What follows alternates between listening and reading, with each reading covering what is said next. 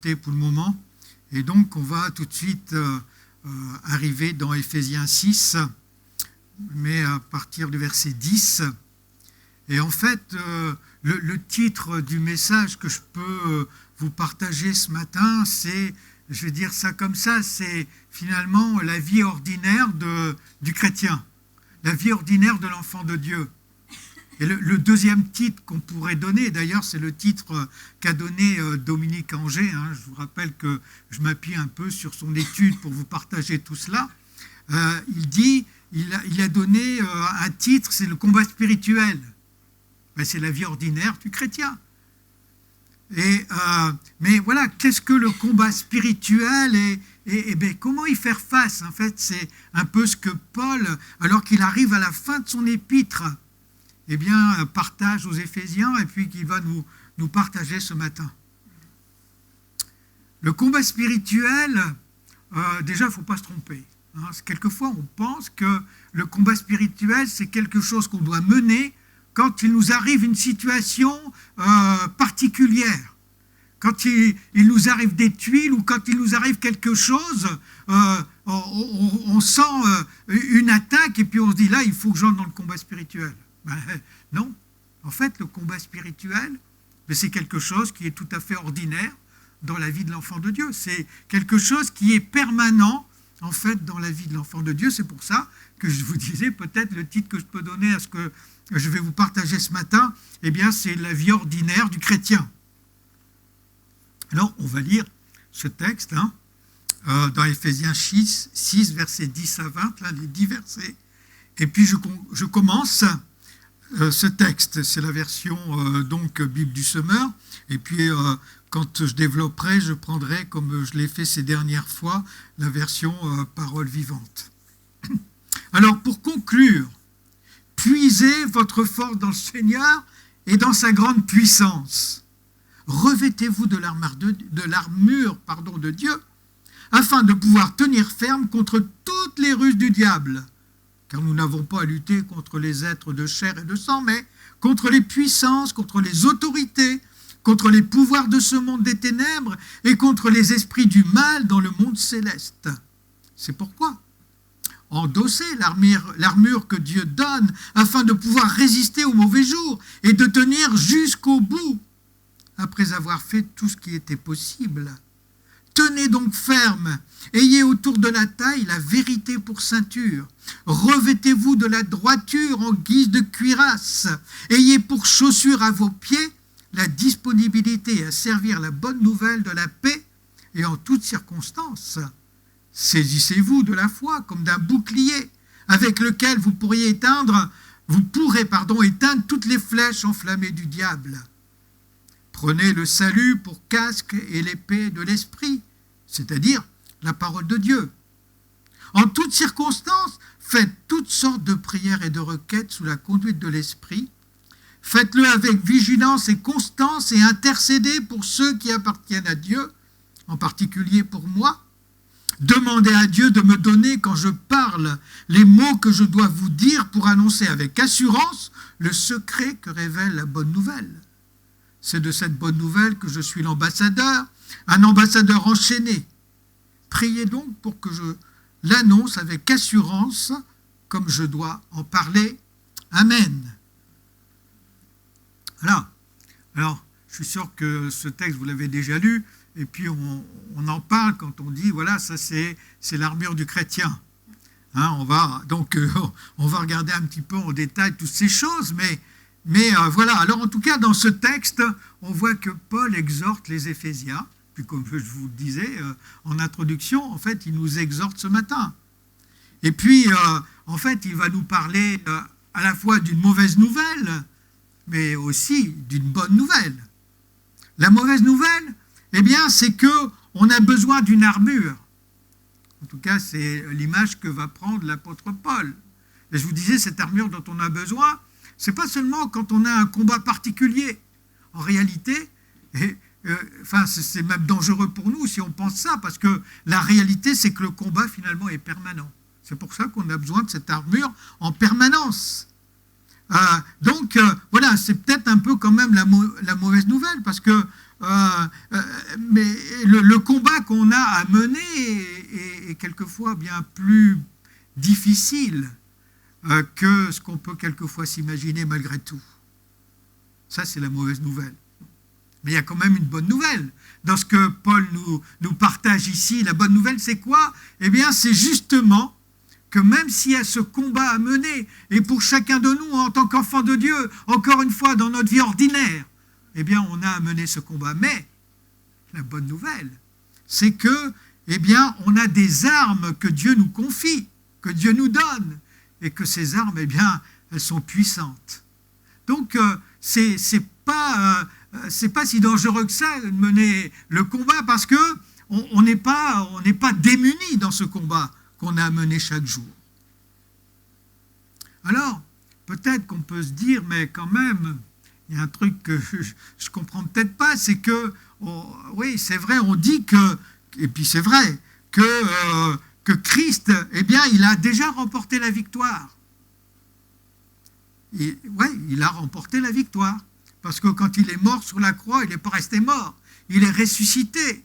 Et aujourd'hui, il est auprès du Père. Et il a en lui toute autorité, toute puissance. Tout est sous son autorité. Alors on peut peut-être être un peu perturbé par cette réflexion, mais en réalité, on est dans ce que Paul avait déjà commencé à expliquer tout au début de cette épître. On est dans le déjà et pas encore. Il y a des choses qui sont déjà accomplies, et puis il y a des choses qui vont arriver, qui vont se faire.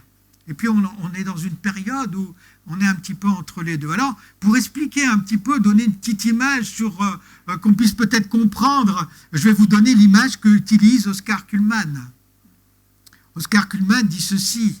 Il prend l'image pour comprendre cette situation, c'est par rapport à la dernière guerre mondiale, celle de la dernière, 39-45. Et puis il dit ceci, lorsque les Alliés ont réussi le débarquement le jour J, en fait, la guerre était pliée, quoi. Mais elle était pliée, c'est-à-dire que la victoire finale, elle était déjà assurée, mais elle n'était pas encore là. C'est le déjà, le pas encore, parce que finalement, la victoire finale, on va dire le jour V, comme victoire, est arrivée quand tout a été terminé, et puis qu'il y a eu la libération de la France et de tous les pays autour. Eh bien, on peut dire que l'Église, et nous donc, parce que nous sommes l'Église, le jour J, qui est le débarquement, pour reprendre cette image, eh bien c'est le jour où Jésus est mort et ressuscité. La résurrection de Jésus, qu'on vient de proclamer ce matin au travers de la Sainte Seine, ça c'est le jour J. Et quand Jésus est mort et ressuscité, il a accompli, la victoire est assurée. Mais pour nous, enfants de Dieu, le jour de victoire, quand la victoire sera manifestée pour nous, je vais dire, eh bien, ce sera quand Jésus reviendra en chair, comme il est dit. Je ne parle même pas de l'enlèvement de l'Église, mais un jour, Jésus, il y aura l'enlèvement de l'Église, puis après, Jésus va revenir. Et là, ça sera la défaite finale, le point d'orgue à la victoire qui sera accompli par le Seigneur. Donc nous sommes dans la période entre le jour J et le jour V. C'est la raison pour laquelle, même si la guerre, comment je vais dire ça, le résultat final de cette guerre spirituelle, il est acté. Mais c'est le jour où Jésus reviendra que le point d'orgue sera mis. On est entre les deux. On est dans le déjà et le pas encore. Alors, on est dans cette période où, on a, on sait, chacun d'entre nous, on peut avoir cette assurance qu'il y aura cette victoire finale. Elle est acquise, mais elle n'est pas encore totalement accomplie, le déjà et le pas encore. C'est la raison pour laquelle Paul va donner à l'église d'Éphèse Et encore une fois, il nous donne ce matin à notre communauté, eh bien, vu qu'on en parle, c'est les armes que nous avons à notre disposition, chacun d'entre nous. Et vous verrez, encore une fois, je pense que ce texte, vous les avez déjà lus à de nombreuses reprises, il y a eu de nombreuses prédications aussi sur ces textes, mais ça fait toujours du bien d'y revenir et puis de comprendre quelque chose. Je crois que ce matin, en tout cas, je voudrais réaffirmer une chose. Même s'il n'y en a qu'une seule, eh bien, voilà, on va la découvrir de nouveau ce matin. Alors, on va reprendre au verset 10, Paul va dire ceci. Donc, pour conclure, devenez des chrétiens forts, non par vous-même, mais en puisant vos forces dans les ressources infinies de la puissance du Seigneur. C'est dans la communion avec lui que vous trouverez votre énergie. Alors déjà, ça c'est le premier constat, que je suis certain qu'on a tous expérimenté, on en a tellement conscience quand même, j'espère, c'est que, eh bien, nos forces dans la bataille de chaque jour en tant qu'enfants de Dieu, eh bien, elles ne sont pas dans nos propres capacités. Parce que dans nos propres capacités, si on s'appuie que sur nos propres capacités, je suis sûr qu'on a tous fait l'expérience ici. C'est que on se casse la figure, quoi. Non? Si. En tout cas, moi, c'est ce qui m'arrive quand je m'appuie sur mes propres capacités. Si je veux m'en sortir tout seul face à ma vie d'enfant de Dieu, eh bien, je sais que je peux être facilement celui qui chute. Alors, donc oui, nos forces ne résident pas dans nos propres capacités. On les trouve simplement en puisant dans les ressources infinies de la puissance de notre Seigneur. Moi, je ne sais pas, mais lui sait. Moi, je ne peux pas, mais lui peut. Moi, je ne suis pas capable, mais lui est capable de me rendre capable. C'est autre chose. Autrement dit, on ne peut pas être vainqueur sans la puissance de Dieu, sans la grande puissance de notre Seigneur dans notre vie. Et c'est une folie. C'est une folie pour un enfant de Dieu de penser que sans l'action de Dieu en lui, eh bien, il peut s'en sortir. Ça, c'est un premier secret quand même. C'est une première observation, je dirais, qui va enclencher la suite de ce que Paul va nous enseigner. Mais voilà, il faut partir là-dessus. Il faut partir sur cette base-là. Moi, tout seul, je ne peux pas. Mais avec le Seigneur, ça change tout. Je vous répète, le combat spirituel, c'est la vie ordinaire de l'enfant de Dieu. Tous les jours, on est soumis au combat spirituel. N'attendons pas, encore une fois, j'insiste sur le fait que, parce que quelquefois quand même on se trompe, on pense que le combat spirituel, c'est quelque chose que nous devons mener, encore une fois, quand il y a une situation particulière. Je ne suis pas en train de dire que quand il y a une situation particulière, il ne faut pas aller combattre, mais il faut avoir conscience, mes frères, mes sœurs, que c'est dans notre vie de tous les jours. Satan essaie de nous déstabiliser. Satan essaie de nous voler notre salut. Satan essaie de détruire notre foi tous les jours. Ça, c'est son boulot. Alors, nous voilà. On a tous les jours besoin de cette armure que Paul va nous décrire ici. Alors, voilà, dans ce verset, il y a aussi quelque chose que j'aime bien, c'est qu'il va nous dire au verset 10, la fin du verset 10, c'est dans la communion avec lui que vous trouverez votre énergie. Mon frère, ma soeur, si tu veux mener un combat, une vie ordinaire d'enfant de Dieu, tous les jours, tu dois aller trouver en lui ton énergie. Ça veut dire que chaque jour, eh bien, tu dois prendre du temps avec ton Seigneur. Chaque jour, tu dois te mettre sous l'autorité de ton Seigneur si tu veux être celui qui remporte la victoire dans ta journée. C'est en lui et c'est dans la communion avec lui que vous trouverez votre énergie. Voilà ce que Paul dit, mais je veux dire, quand je lis ça et que je me regarde, je comprends et je sais que c'est vrai. Je sais que ce que Paul dit, ce n'est pas un mensonge, mais c'est une réalité. Alors, au verset 11, il va dire ceci. couvrez-vous entièrement de l'armure complète que Dieu vous offre afin de pouvoir tenir ferme contre toutes les ruses de guerre du diable. Je ne sais pas si vous avez remarqué, mais bon, je l'ai déjà dit, mais enfin, en tout cas, moi je le remarque dans ma vie, et je suppose que c'est pareil pour vous, hein, c'est que Satan sait y faire quand même. Hein.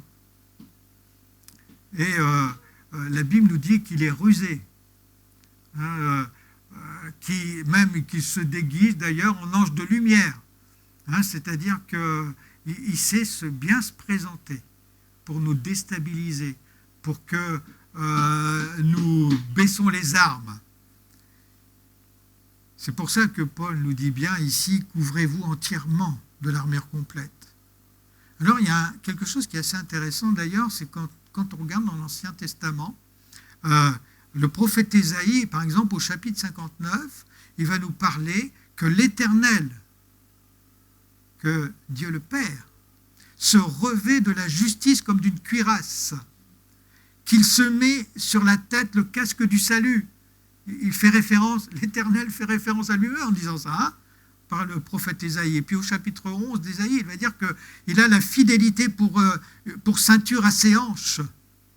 Alors, voilà, quand Paul reprend ces éléments-là, on comprend que, eh bien, que l'armure de l'Éternel, voilà, cherchez le mot, telle qu'elle est décrite par le prophète Ésaïe, eh bien, cette armure-là a pour vocation de devenir la nôtre aussi. Enfin, en tout cas, si le Père, hein, le Dieu créateur, dit que là, il a ça comme armure, alors nous, dans notre faiblesse, eh bien, si on ne l'a pas,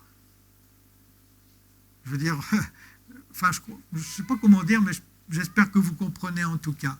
Le seul moyen de tenir ferme contre toutes les ruses du diable, le seul moyen, il n'y en a pas d'autre. Et sont en fait de prendre les mêmes armes que Dieu lui-même. Et le seul moyen de tenir ferme contre toutes les ruses du diable est de ne pas mourir sur le champ de bataille, parce que c'est de ça qu'il est question. Est-ce que tu as envie de mourir dans ta vie d'enfant de Dieu parce que tu t'es laissé avoir par Satan, par toutes ses ruses, et alors qu'il se déguise en ange de lumière? Si tu ne veux pas te faire avoir, le seul moyen de tenir ferme et puis de ne pas mourir, hein, je veux dire spirituellement parlant, eh bien c'est de te revêtir entièrement de l'armure complète, telle que l'apôtre Paul ici va nous le décrire. Au verset 12, il va nous dire « Car ce n'est pas seulement de notre combat à nous qu'il s'agit. Nous n'avons pas à lutter uniquement contre notre nature terrestre. » Bon, ça on le sait, hein. On a à lutter, d'ailleurs Paul, par ailleurs, vous le savez bien, et puis je pense qu'on en est tous conscients, parce que ça c'est le concret de notre vie aussi, c'est que on a à faire mourir chaque jour, hein, notre nature adamique, on en parle assez souvent, parce que c'est une réalité, mais donc Paul dit, c'est pas seulement de ce combat-là qu'il s'agit. Nous n'avons pas seulement à lutter contre la nature terrestre, ni contre de simples ennemis mortels, mais on a à lutter aussi contre les puissances occultes, contre une organisation spirituelle satanique, contre les dictateurs invisibles qui, dans les ténèbres, veulent contrôler et régir notre monde, contre la légion des esprits démoniaques dans les sphères surnaturelles, véritables agents du quartier général du mal. Ça, c'est la description de ce que Satan veut faire envers chacun de nous qui sommes enfants de Dieu. Alors, Paul attire ici notre attention, parce que dans notre vie de tous les jours, c'est vrai qu'on se focalise sur ce que notre chair ressent, ou je veux dire, ce qui est concret, hein, dans nos yeux, ce que nos yeux voient, nos yeux physiques, ou ce que nous ressentons dans notre être. Mais Paul nous met en garde ici, il dit attention, oui, il y a cette réalité-là, bien sûr, mais il y a quelque chose de bien plus dangereux, en fait. Ça ne veut pas dire que ce n'est pas dangereux, hein. Faire mourir notre nature charnelle, notre nature adamique, c'est une réalité, et c'est quelque chose qu'on doit faire. Mais il n'y a pas que ça. Et il y a toutes ces puissances, et je vous répète, et c'est la raison pour laquelle c'est tellement important de comprendre ça, et que c'est tellement important que le combat spirituel, c'est quelque chose qui est naturel dans notre vie de tous les jours. Encore une fois, j'insiste ce matin, hein, que vous comprenez bien que c'est tous les jours, mais que c'est quelque chose qui doit être normal pour nous, et c'est quelque chose qui n'est en aucun cas insurmontable. Pourquoi ? Eh bien, en tout cas, ce n'est en aucun cas insurmontable quand on a en nous les armes que Dieu nous donne à chacun. Et je vais même dire, je vais oser dire, que c'est quelque chose qui devient dans une certaine facilité, parce que justement, ce n'est pas avec nos propres armes qu'on combat ça, ce n'est pas avec notre propre capacité qu'on marche avec le Seigneur, mais c'est avec ce que Dieu nous donne, avec les armes qui nous sont confiées par le Seigneur. Et puis, on va le voir encore.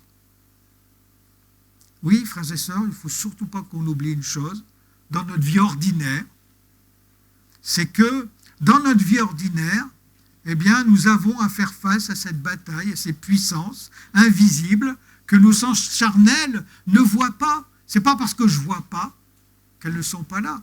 Ce n'est pas parce que je ne les vois pas qu'elles ne veulent pas influencer sur ma vie. Et il faut qu'on comprenne ça. Parce que quand je comprends ça, je comprends en même temps que je ne peux pas laisser une journée de ma vie sans que Dieu soit le Seigneur et le maître de ma vie. Parce que les armes, eh bien, je vais les trouver dans ce que Dieu me donne, comme on l'a vu tout à l'heure déjà. Oui, face à nous, il y a des puissances invisibles que nos sens charnels ne voient pas et que nous devons, auxquelles nous devons résister. C'est une des raisons, d'ailleurs, pour laquelle on peut comprendre facilement que sans l'armure complète que Dieu nous donne, comment est-ce qu'on pourrait résister ? Mais, je répète, en tout cas, c'est sûr qu'on ne ferait pas le poids. Sans l'action de Dieu dans nos vies, sans les armes que Dieu nous donne, eh bien, on ne fera jamais le poids. Ça, c'est une évidence, en tout cas, c'est une évidence pour moi, mais c'est aussi ce que Paul nous dit ici, en quelque sorte. Alors, justement, au verset 13, il va dire, « Voilà pourquoi il vous faut endosser toute l'armure divine. » La raison pour laquelle on a tous besoin de cette armure, eh bien, il vient de l'expliquer. Afin de pouvoir tenir bon au mauvais jour et de faire l'usage de tout l'équipement que Dieu vous offre et faire tout ce qui vous est possible si vous voulez repousser les attaques, remporter la victoire sur tous les ennemis et rester maître de la place. Le mauvais jour. Il nous faut endosser cette armure pour le mauvais jour. Vous savez lequel c'est le mauvais jour ? Je vais vous le dire, hein, c'est aujourd'hui. Et tous les jours, le mauvais jour, c'est aujourd'hui. Parce qu'encore une fois, vous savez quoi ? Tous les jours, Satan veut nous enlever notre statut d'enfant de Dieu. Il veut nous influencer, nous détourner de ce que Dieu fait pour chacun de nous. Il veut nous endormir. Alors, frères et sœurs, oui, on a besoin des armes que Dieu nous offre. Et ces armes, encore une fois, elles sont puissantes. Ces armes, contre ces armes-là, Satan, malgré tout, même malgré tout ce qu'il va essayer de faire, eh bien, il est obligé de capituler. Et je vous répète que de toute façon, la finalité, elle est déjà écrite, même si elle n'est pas encore là. Il y a le déjà et le pas encore. Oui, on a besoin de chacune des armes de Dieu. Alors, on va regarder un petit peu dans le détail maintenant. Et au verset 14, Paul va dire « Soyez donc prêts au combat, debout et fermes, alors que la vérité soit votre ceinture, et la droiture devant Dieu et les hommes, votre cuirasse. » Ah, là, ça commence on arrive dans le concret de la chose, des armes que Dieu met à notre disposition. La vérité pour ceinture et la droiture devant Dieu et les hommes. Une cuirasse. C'est quoi la vérité? C'est quoi le fait de prendre la vérité pour ceinture? De quelle vérité Paul parle ici? Mais en réalité, des fois on s'explose la tête, mais c'est tout simple. La vérité, d'ailleurs Jésus va dire, je suis la vérité, le chemin et la vie. La vérité, eh bien, c'est tout simplement la vérité de l'Évangile. Il n'y a rien d'autre qui est vrai, c'est l'Évangile. C'est ce que Dieu proclame au travers des Évangiles. C'est ce que Jésus est venu montrer. C'est ce qu'il est. Enfin, conduire ma vie sur la base de l'Évangile, eh bien, c'est prendre comme ceinture la vérité. C'est ça. Et la droiture, la justice et notre cuirasse, c'est un peu dans le même sens. C'est la façon dont j'agis, c'est la façon dont je vis, c'est mes comportements, la façon dont je parle, enfin ce que je suis, quoi. Frères et sœurs, ce que Dieu dit ici, une arme, cette arme, elle est tellement puissante. Si je suis celui qui comprend, et non seulement qui comprend, mais qui met en pratique, qui comprend que c'est en mettant en pratique l'Évangile, en mettant en pratique les enseignements de Jésus, en devenant, comme je le dis quelquefois, un petit Jésus, parce qu'on reflète Jésus au travers de ce que nous sommes. Eh bien, on est celui qui pardonne, on est celui qui aime, même celui qui nous fait du mal, etc., etc. Enfin, il y a plein de choses, mais voilà, vive l'Évangile. Vive la vérité. Eh bien ça, contre ça, Satan est totalement démuni. Quand ma façon de vivre reflète l'Évangile, Satan ne peut plus rien. Il est confus. Frères et sœurs, il est précieux pour nous de comprendre que choisir de vivre selon le cœur de Dieu, si je fais ce choix-là, eh bien c'est une véritable cuirasse que Satan ne peut pas, ne peut pas détruire en tout cas. Et même, frères et sœurs, peut-être qu'on ne se rend pas compte, parce que Paul, juste avant, il disait que c'est un combat. Je répète encore une fois, mais je pense que je vais vous le répéter plusieurs fois ce matin. C'est un combat ordinaire de notre vie ordinaire d'enfant de Dieu. Eh bien, ce combat ordinaire, de notre vie ordinaire d'enfant de Dieu, eh bien, que nous vivons, qu'à chaque fois que je vis, à chaque fois que je choisis de vivre l'Évangile, vous savez ce qui se passe? Je suis en train de déstabiliser d'une façon... Je n'ai pas conscience de ça. Moi, je vis simplement l'Évangile, c'est tout. Je suis dans une situation où on m'a marché sur le pied, eh bien, je lui pardonne.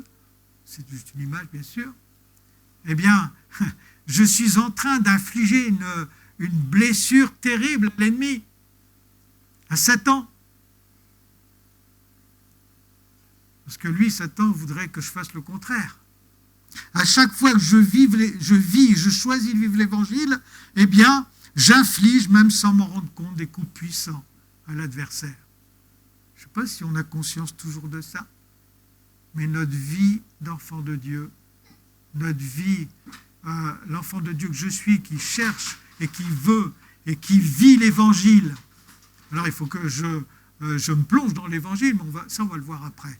Mais parce que Paul va nous en parler ici. Mais ça c'est la première chose, une des armes puissantes que nous avons à notre disposition, eh bien c'est de vivre, de choisir de vivre l'Évangile. Tu peux réfléchir tout ce que tu veux. Tu peux trouver des tas de solutions, mais tout à l'heure on a dit que, et Paul commence comme ça, si je veux m'appuyer sur mes capacités, je suis mal parti dans le combat. Mais si plutôt que m'appuyer sur mes raisonnements humains, qui sont influencés par des tas de choses, eh bien je choisis avant mes raisonnements humains, de pratiquer ce que l'enseignement de l'Évangile me donne, mon frère, ma sœur, eh bien, quand tu fais ça, Satan n'a pas d'autre choix que de reculer. Tu es déjà en train de remporter la victoire. Il ne peut rien faire contre le vécu de l'Évangile, contre ton choix de vivre l'Évangile. Ça, c'est une arme incroyablement puissante. Après, au verset 15, il va nous parler, il va nous dire « Chaussez-vous du zèle courageux que donne l'Évangile pour annoncer la bonne nouvelle du salut et de la paix avec Dieu. Soyez toujours prêts à transmettre cette parole. » Et je pense qu'on est un peu dans le même, dans la même chose que le verset précédent, en fait.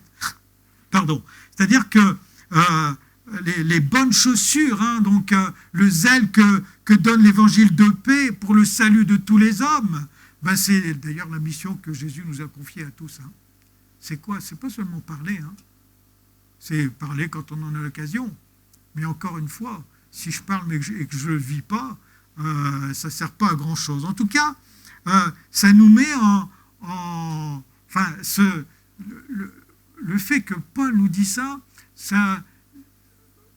si j'ai en moi ce choix profond, ce désir profond de vivre l'Évangile, de vivre ce que Jésus annonce, parce que l'Évangile, c'est l'annonce de la bonne nouvelle, c'est l'annonce de ce que Jésus nous a apporté à chacun d'entre nous et qu'il veut apporter au monde entier.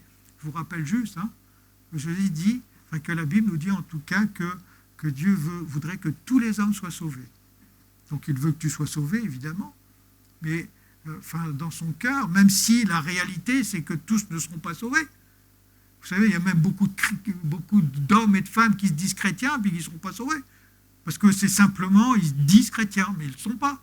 Celui qui est chrétien, c'est celui qui vit l'Évangile, en réalité.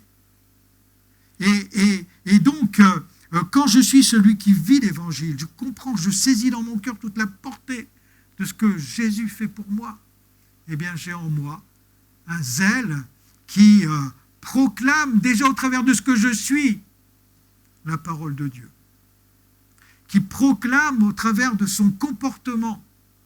Il est un témoignage vivant de ce que Jésus est. Et c'est ce qui peut nous permettre d'ailleurs après de parler, parce que, encore une fois, si je parle de l'Évangile et puis que je ne le vis pas, je suis contre-productif. En fait, je suis en train parce que les gens qui sont en face de nous vont dire si c'est ça le créateur, si c'est ça Dieu, j'en veux pas, quoi. Je me souviens, c'est pas pour mais combien de fois dans mon boulot, on m'a dit, mais Jean-Bernard, toi, t'es différent. T'es différent. Moi, je me souviens d'une fois où je rencontrais quelqu'un qui était décisionnaire d'une façon importante. Et puis, il me dit, mais vous savez, monsieur, comment il m'avait dit ça? Vous êtes trop... Ouais, voilà, c'est ça. Oui, c'est ça, c'est exactement le mot. Merci, ma sœur. Vous êtes trop honnête dans les affaires. Vous êtes trop honnête, vous allez vous faire manger. Mais en réalité, dans ma fonction, oui, je voulais être à tout prix honnête, mais je me suis rendu compte, peut-être qu'à cause de mon honnêteté, j'ai perdu des affaires, c'est possible, mais en tout cas, dans mon travail, quand on avait des affaires et quand je travaillais, je sais que mon travail était reconnu et j'étais considéré comme quelqu'un effectivement d'honnête. C'est notre comportement, c'est ce que nous sommes qui nous permet, je veux dire, ayez en vous le zèle que donne l'Évangile. C'est avant tout vivre l'Évangile. C'est en nous, parce que Paul ici parle du zèle, dans d'autres versions où il est dit « revêtez-vous des chaussures », mettez à vos pieds les chaussures, je ne sais plus comment c'est dit exactement, mais c'est ça que ça veut dire. C'est-à-dire je marche, c'est pas seulement ce que je pense, mais je marche l'Évangile, je le proclame par ma vie. Et je le proclame aussi, bien sûr, par mes paroles. Soyez toujours prêts à transmettre cette parole. Voilà ce que nous dit Jésus.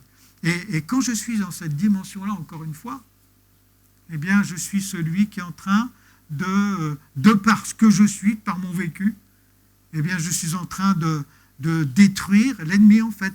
Je ne m'en rends peut-être pas compte, hein, mais je suis en train d'affaiblir Satan. Et je suis en train, en même temps, d'accomplir la volonté de mon Père et la volonté de Jésus, parce que, encore une fois, c'est la mission que nous a donnée Jésus, et puis le reflet du cœur du Père qui veut que tout homme soit sauvé. Alors, ça, c'est quelque chose de très important, vivre l'Évangile. Et puis, au verset 16, il va dire, en toutes circonstances, saisissez-vous de la foi comme d'un bouclier contre lequel viendront s'écraser toutes les flèches enflammées de l'adversaire. Ah, la foi.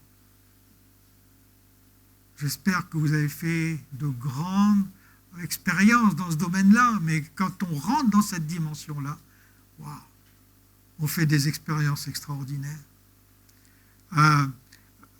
La foi, vous savez, dans Hébreux 11, je pense que vous l'avez lu déjà, hein, Paul va dire, la foi, c'est croire ce qu'on ne voit pas.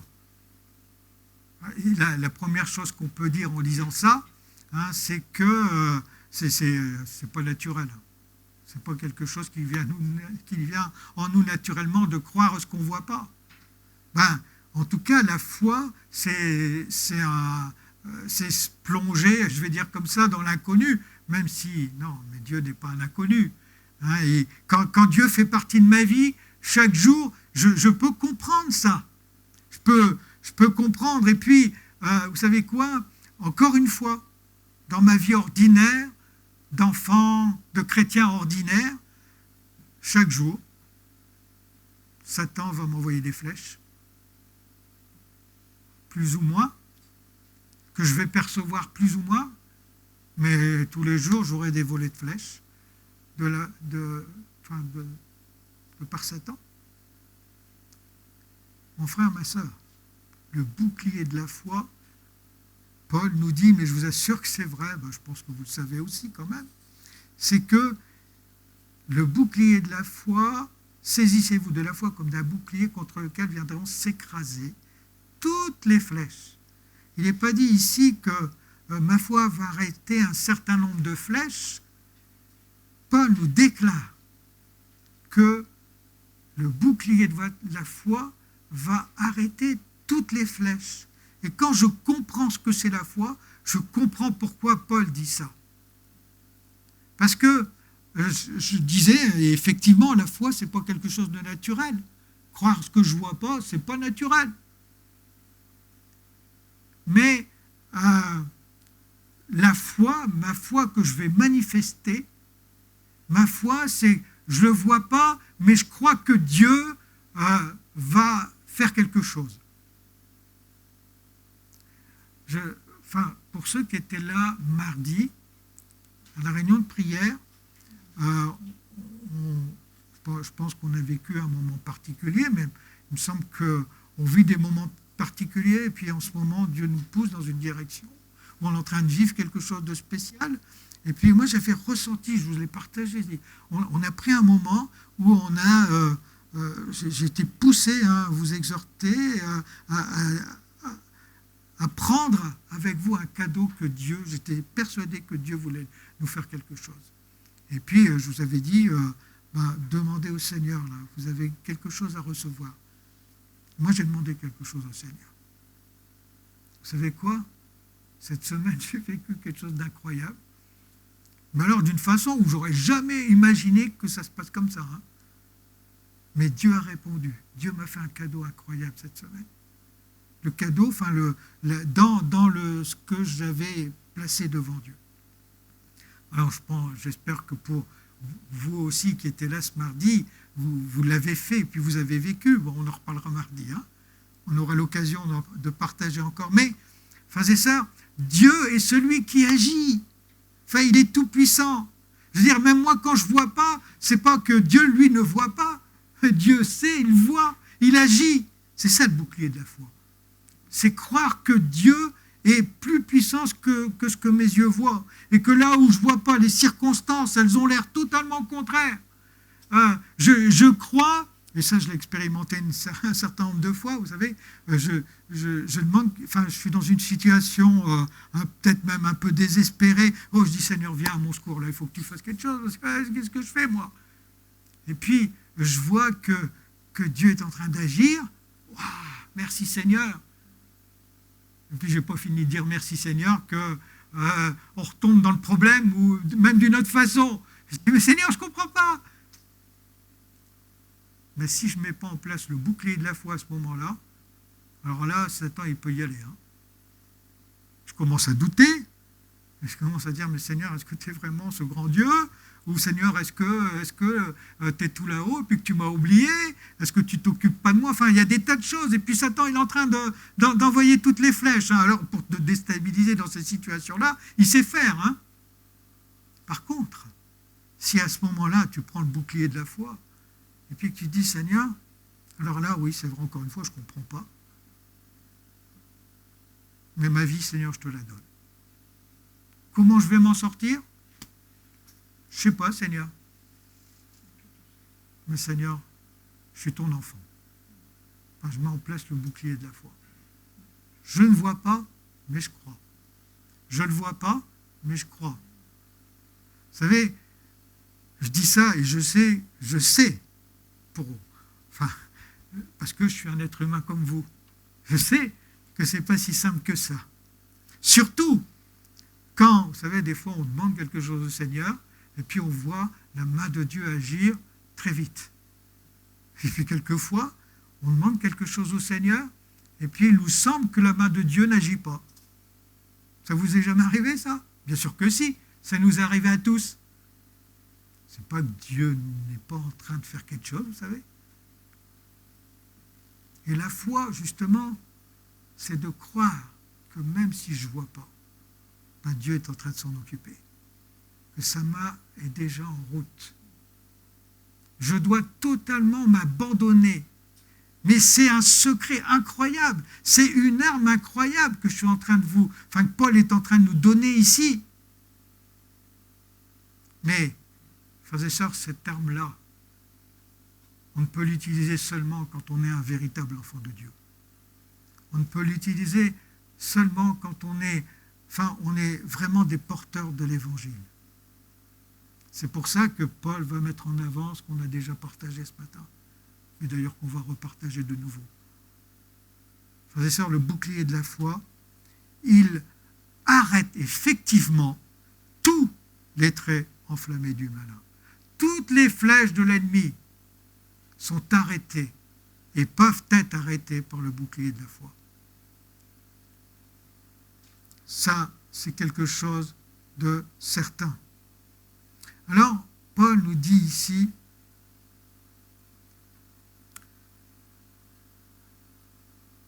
au verset 17, il va nous dire « Prenez le casque du salut, ainsi que l'épée de l'esprit, c'est-à-dire la parole de Dieu et les promesses de Dieu. » Le casque du salut. Alors, on l'a déjà vu, je l'ai déjà mentionné tout à l'heure, dans les armes que Dieu a lui-même. Ça nous paraît peut-être un peu bizarre, mais c'est le prophète Ésaïe, dans Ésaïe 57, c'est ce qu'il nous dit. Eh bien, c'est une protection qui est utilisée par Dieu lui-même.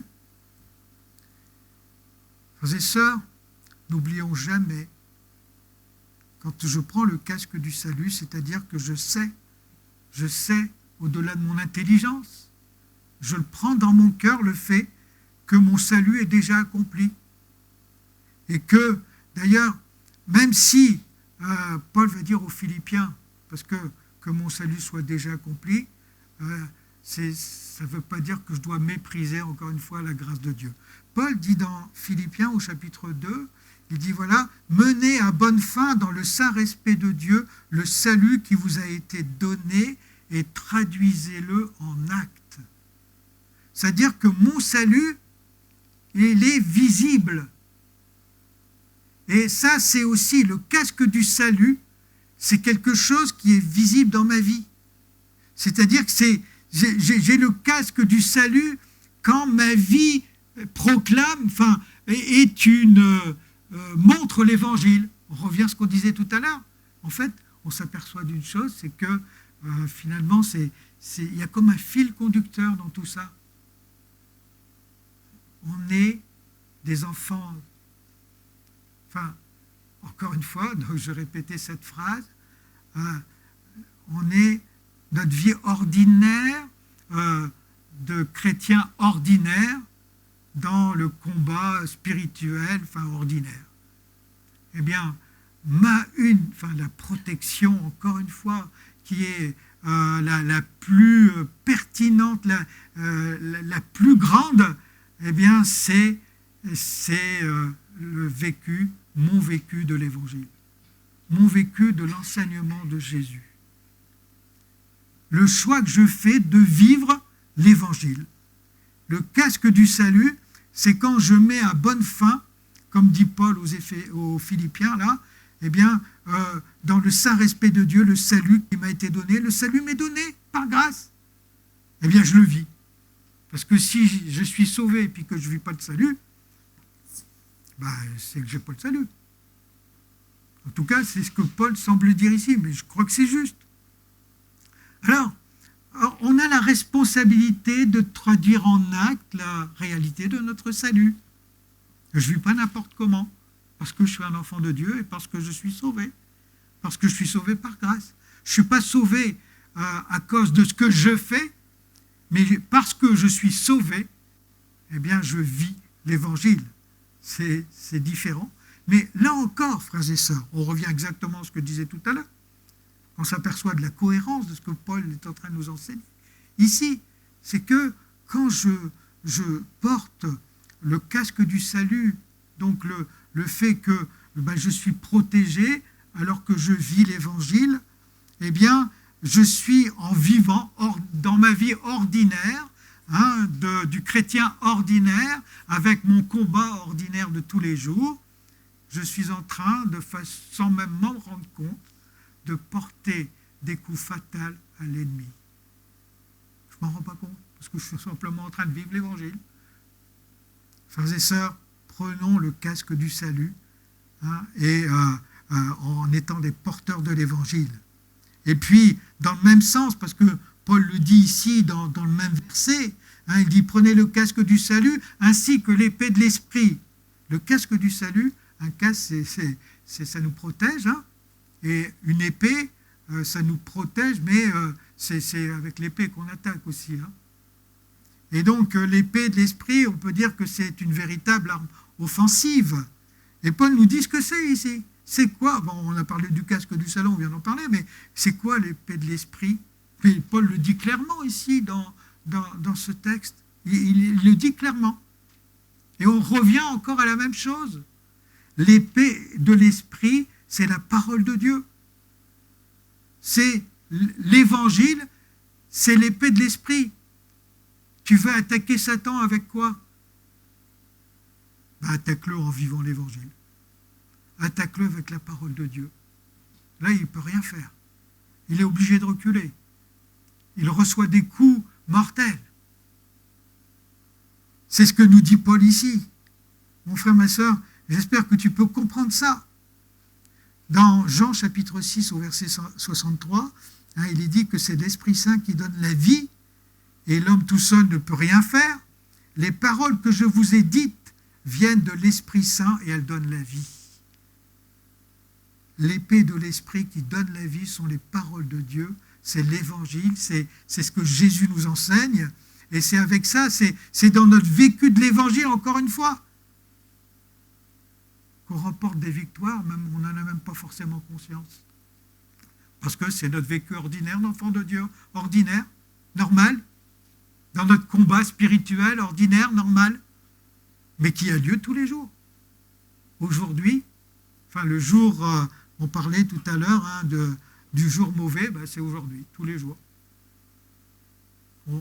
Frères et sœurs, le jour mauvais qui est là tous les jours, et quand je vis avec les armes de Dieu, en réalité, ce n'est pas un jour mauvais pour nous.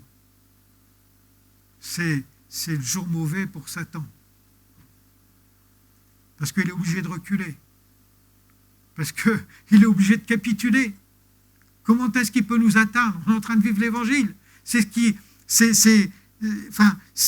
qui nous porte.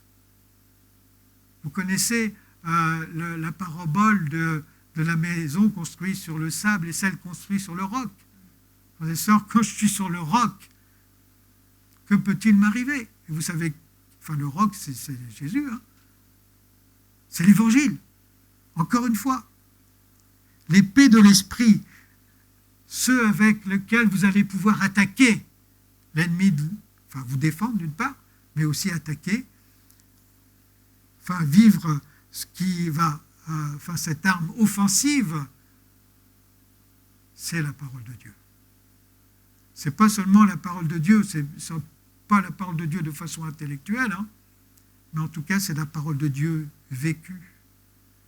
Et parce que je vis, alors, c'est pas, comment je vais dire ça, l'arme, l'épée de l'esprit, c'est pas seulement, je veux dire même d'ailleurs, certainement pas des versets que je balance comme ça, quoi.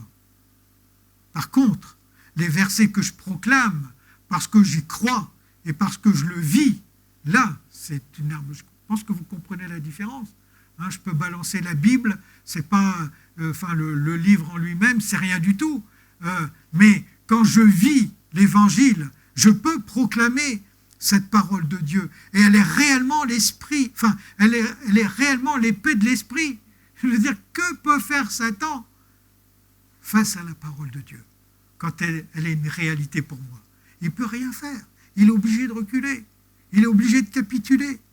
Parce que c'est pas nos propres forces dans ce cas-là. C'est la vie que nous avons choisi de vivre avec Dieu en nous, l'Évangile en nous, le choix que j'ai fait.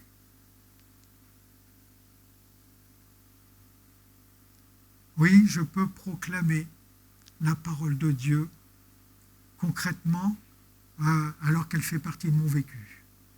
Et là, c'est réellement l'épée de l'esprit.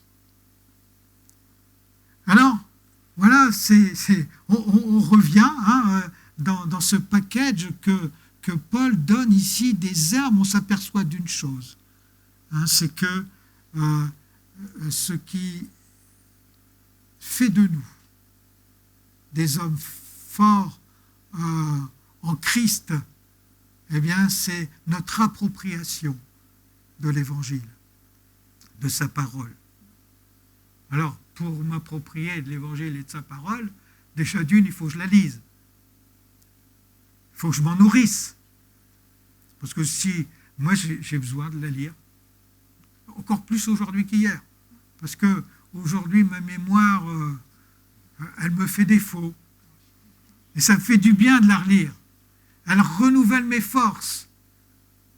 Et dans la communion avec mon Seigneur, comme on l'a lu tout à l'heure, c'est là que je trouve mon énergie. Et puis Paul va terminer cette partie, si on lit le verset 18, il va nous parler de la prière. Et frères et sœurs, j'aimerais attirer votre attention. Je vais lire le verset, mais avant de le lire, j'attire votre attention sur une chose. Ici, dans ce que Paul va nous partager là, la prière, ce n'est pas tellement une arme que nous utilisons. La prière, ce n'est pas une arme supplémentaire. Écoutez-moi bien. La prière, je vais vous le lire là, mais la prière, c'est ce qui va nous permettre de mettre en action les armes, qui va nous permettre de vivre et de rendre efficaces ces armes qu'on a vues plus haut. Et voilà ce qu'il dit au verset 18. Demeurez en communion avec l'Esprit. Comment? Par une prière persévérante. Car l'efficacité de ces armes dépend d'une intercession qui ne se relâche point. C'est exactement ce que je viens de vous dire. Je veux dire, je vais essayer de le dire autrement. Je peux vouloir faire le choix de vivre l'Évangile. Je vous ai dit tout au début. Je peux choisir de vivre l'Évangile. Mais si j'accompagne pas ça par l'intercession et la prière, le temps que je passe devant Dieu, eh bien, ce que Paul dit, mais je crois que c'est une réalité, c'est que je vais me faire avoir. Autrement dit, j'ai besoin de ce temps avec le Seigneur. J'ai besoin de ce temps d'intercession. Paul le dit clairement. Il dit car l'efficacité de cette arme dépend d'une intercession qui ne se relâche pas. Je ne peux pas ne pas passer par ce temps de prière devant Dieu et d'intercession. Il nous dit restez donc alertes et vigilants, attentifs aux occasions favorables, remplis de l'esprit, plaidant avec une insistance infatigable pour tout ce qu'il vous aura mis à cœur.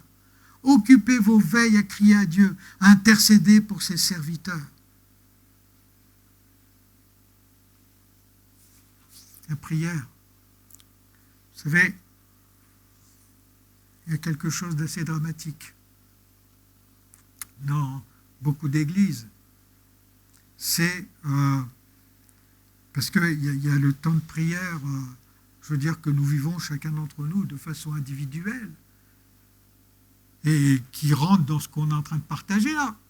Et puis il y a aussi le temps de prière qu'on vit en tant qu'Église qui rentre aussi dans ce qu'on est en train de partager là.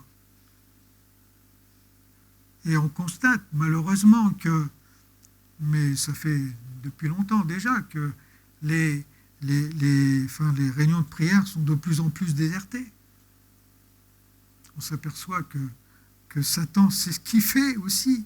Parce que là, il y a un secret aussi. Si je veux rendre les armes efficaces que Dieu me donne, eh bien, j'ai besoin. On a besoin de cette prière. On a besoin de cette intercession. Parce que c'est ça qui va nous garder. C'est ça qui va rendre nos armes efficaces. En tout cas, c'est ce que Paul dit.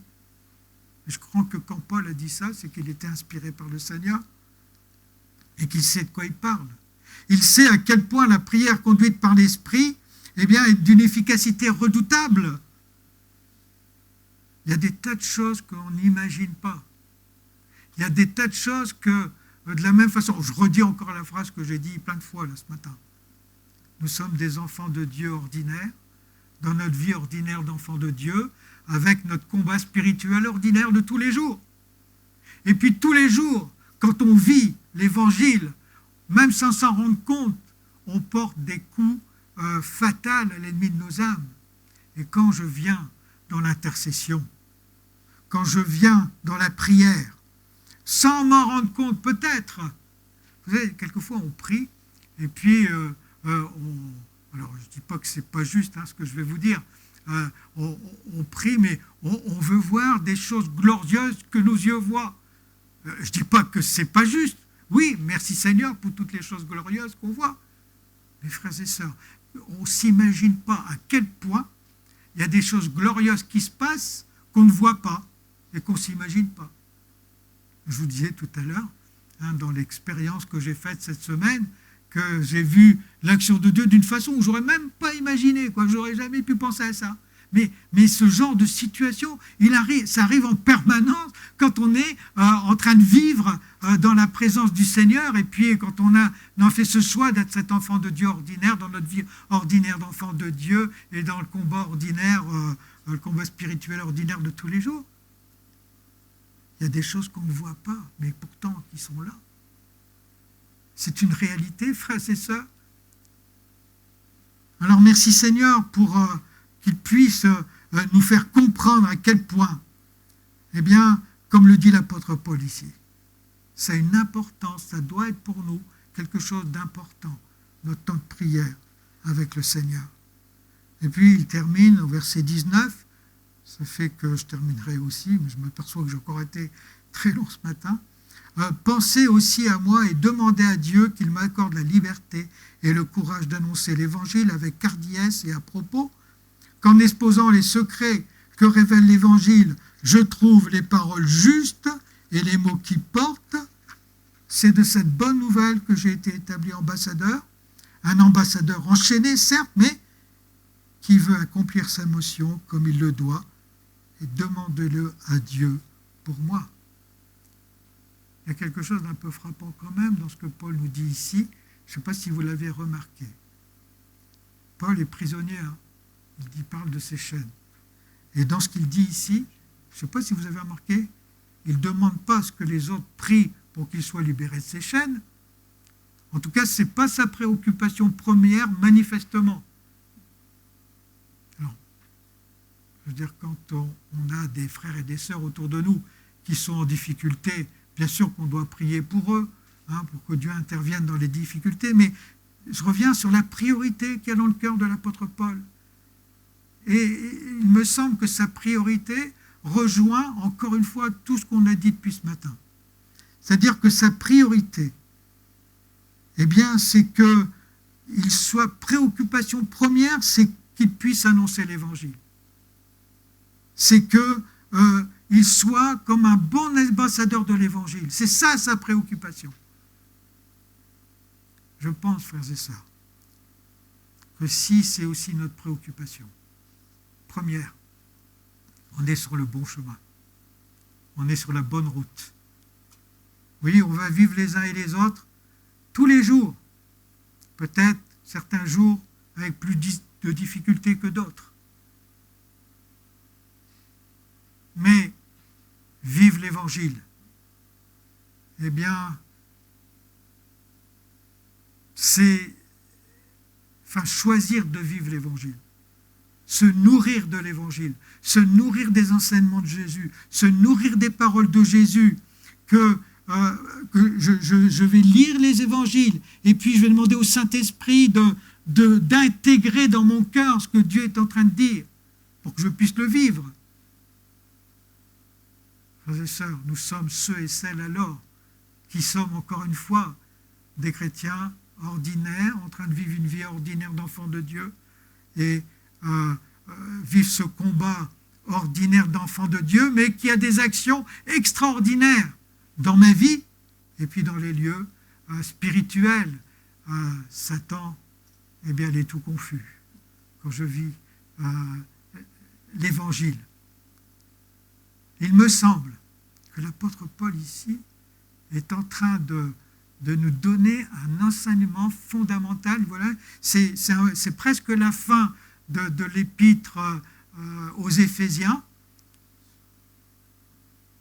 Il me semble que c'est un peu comme une ligne directrice que Paul donne ici aux Éphésiens et qu'il nous donne à nous ce matin. Si on comprend ça, frères et sœurs, il y a des tas de choses qui vont changer dans notre vie. J'en suis certain. C'est parce que c'est une certitude. Je vais prier. Seigneur, tu es tellement bon pour chacun de nous. Et puis jamais, Seigneur, tu ne nous laisses seuls en réalité. Je veux dire, on est seul, c'est quand on oublie de te laisser vivre pleinement en nous, en fait. Seigneur, je te prie ce matin pour que nous puissions saisir, Seigneur, dans nos cœurs, dans nos pensées, dans ce qu'on est, Seigneur, que vive la réalité de l'Évangile. Seigneur, c'est la plus grande force, Seigneur, que nous pouvons avoir les uns les autres. Et puis, en même temps, c'est le plus grand coup qu'on peut porter à notre ennemi commun. Seigneur, ma prière ce matin, Seigneur, c'est que tu puisses te révéler. Seigneur, ou comme tu le dis, je veux dire autrement, Seigneur, comme tu le dis dans d'autres passages, viens écrire dans nos cœurs cette réalité, Seigneur. Seigneur, parce que quand cette réalité est écrite dans nos cœurs, eh bien, on n'a plus peur, d'une part. Seigneur, on peut être en paix face à tout ce qu'on peut vivre. Et puis, tu es vraiment le Dieu souverain dans ce cas-là dans nos vies. Seigneur, je nous remets, chacun d'entre nous, Seigneur, sur ce regard d'amour que tu poses et sur ta vérité. Écris-la encore une fois dans nos cœurs, Jésus. Amen.